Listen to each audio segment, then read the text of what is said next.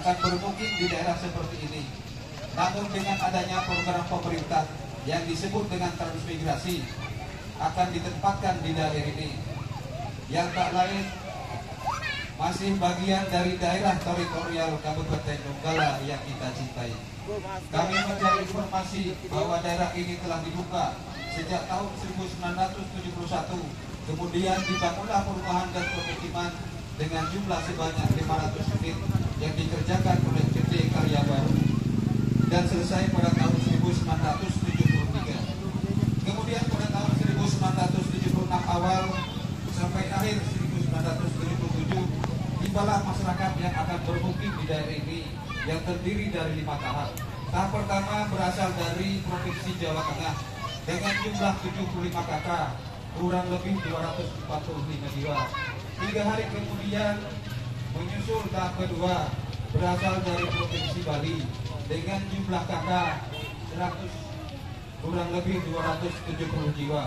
Kemudian pada tanggal 22 April pada tahun 1977 atau tahap ketiga berasal dari Provinsi Nusa Tenggara Barat dengan jumlah 150 KK, kurang lebih 300 video ceweknya. Tahap keempat berasal dari Provinsi Jawa Timur dengan jumlah 135 KK, kurang lebih 310 jiwa. Dan yang tahap terakhir atau yang kelima berasal dari Provinsi Jawa Timur juga dengan jumlah 40 KK, kurang lebih 108 jiwa.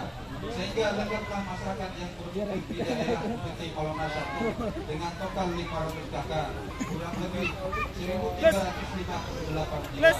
Dari seluruhnya hadir terdiri dari 3 suku, yaitu suku Jawa, Sasak, Bali, dengan 3 agama, yaitu agama Islam, agama Hindu, dan agama Kristen. Seiring berjalannya waktu, lengkaplah semua warga yang menempati perumahan transmigrasi dengan nama PT Palona 1 dijamin pemerintah berupa sembako selama 6 bulan. Setelah selesai jaminan pemerintah, masyarakat mulai mengelola lahan yang diberikan pemerintah, yaitu dengan menanam palawija, padi ladang untuk kebutuhan sehari-hari. Bahkan pada saat itu sempat ada pameran hasil tani daripada masyarakat. Daerah PT Palona 1 pada saat itu belum mempunyai nama desa dan pimpinan wilayah. Namun berkat kesigapan para pejabat pimpinan proyek, pimpinan unit dan pejabat lainnya bersama tokoh masyarakat yang ada juga hadir ke pelajaran. Yang mana kau target itu Kur? Enggak, sejarahnya Karya Mukti. Bapak Arnold Aminunas untuk merumuskan nama desa. Dari berbagai macam pendapat bahwa nama desa diambil dari nama PT Karya Baru yang membangun daerah PT Palonas, maka diambillah nama Karya. Kemudian Mukti diambil dari tulisan yang ada pada lambang transmigrasi yang tulisannya adalah Makarti Mukti Tama, sehingga disatukanlah nama Karya dan Mukti menjadi desa Karya Mukti yang kita cintai saat ini. Kemudian dengan wilayah Karya Mukti Tama. Karya Mukti Tama. Mukti Tama. Yaitu ditunjuk adalah Bapak Sulastri, menjabat dari tahun 1977 sampai 1980, dan sekretarisnya adalah Bapak Zaitun, dengan pimpinan lingkungan yang sekarang disebut dusun, kalau dulu masih disebut dengan RK. RK 1 dipimpin oleh Bapak Iwayan Murdana, RK 2 dipimpin oleh Bapak Muhammad Rum, RK 3 dipimpin oleh Bapak Ismail, RK 4 dipimpin oleh Bapak Suyono, dan RK 5 dipimpin oleh Bapak Kepono Lebin. Kemudian pada tahun 1980 sampai 1982 kepala desa dilanjutkan oleh Bapak Maksud A yang ditunjuk oleh pimpinan proyek bersama tokoh masyarakat yang ada, dan sekretarisnya adalah Bapak Suyadi. Kemudian RK sudah disebut dengan dusun. Pada tahun 1983 masyarakat mulai memilih kepala desa yang pertama kalinya secara demokrasi. Yang terpilih adalah Bapak Dupar Ismail, menjabat dari tahun 1983 hingga 1990, dan sekretarisnya adalah Bapak Iwayan Sumatera. kemudian dilanjutkan oleh Bapak Imades Biasa. Pada tahun 1983 yang terpilih adalah Bapak Yadi, menjabat dari tahun 1993 sampai 1998 dengan sekretaris Bapak Imades Biasa.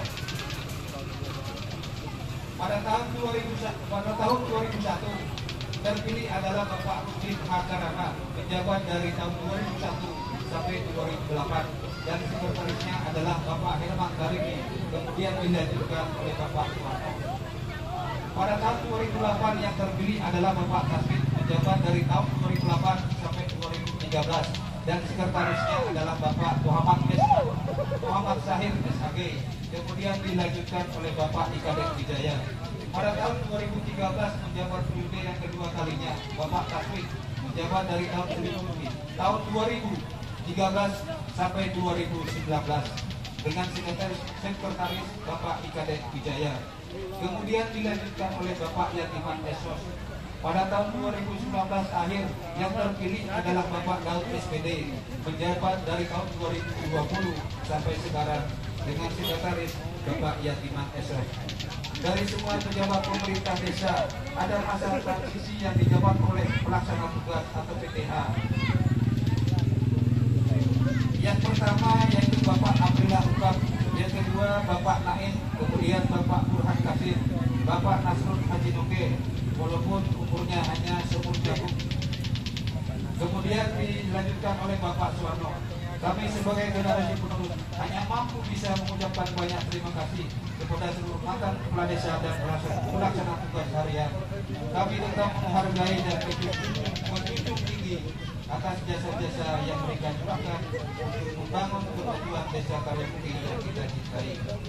Kalau kita bandingkan dari 500 kakak dengan jumlah 1.358 jiwa sampai tahun 2021 menjadi 1.178 kakak dengan jumlah 4.096 jiwa, laki-laki 214 dan perempuan 1.980 jiwa, sehingga pertambahan penduduk per tahun yaitu 61 jiwa dan pertambahan kakak jadi menjadi 16 kakak per tahun. Demikian tentang uraian singkat desa Karyamukti. Lebih dan kurangnya saya mohon maaf atas pengertian Bapak Ibu, saya ucapkan banyak terima kasih.